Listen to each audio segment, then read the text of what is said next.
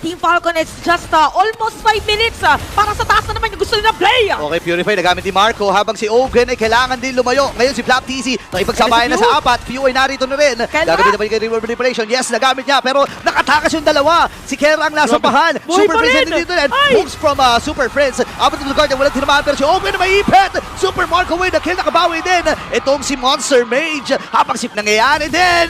Doon sa ating live, Flap TC nakabawi at nakakuha na ng isang kill.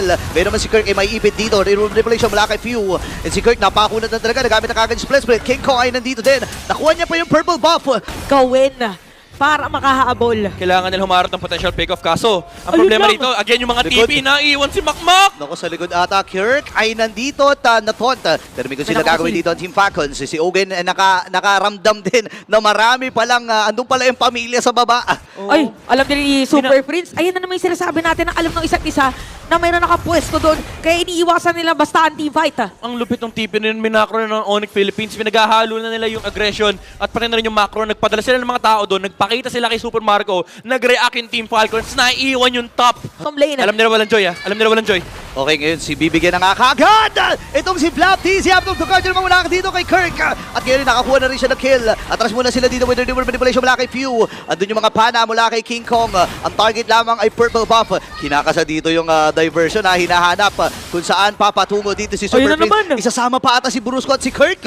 Yung mga initiator lang, yung mga Talon Brothers. Oo, para ma-sandwich The na brothers. agad, para masira na yata yung torrent dito sa may bandang gitna. May minion wave pa yung Onyx Philippines. So Team Falcons parang bibitawan na nila at nasira na nga tuluyan. This is 6K gold lead para sa mga Sonics, para sa Onyx Philippines. Ang tindi. Ang tindi ng gamit ng diversion. Oh my Hindi lang gosh. for the aggression but also for the macro control sa mapa.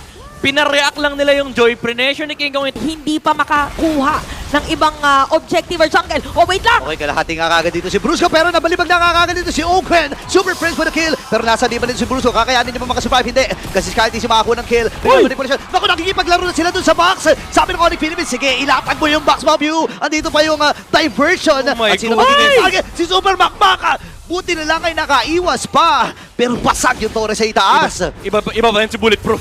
Oo. Napakahirap pa rin patayin. Pero Oo. kahit Bulletproof dito yung marksman ng Team Falcons, yung mga tore nila hindi. Oy, isipin mo nakasira sila sa taas, diretso, gitna, tapos pwede pa makakuha ng Lord ngayon.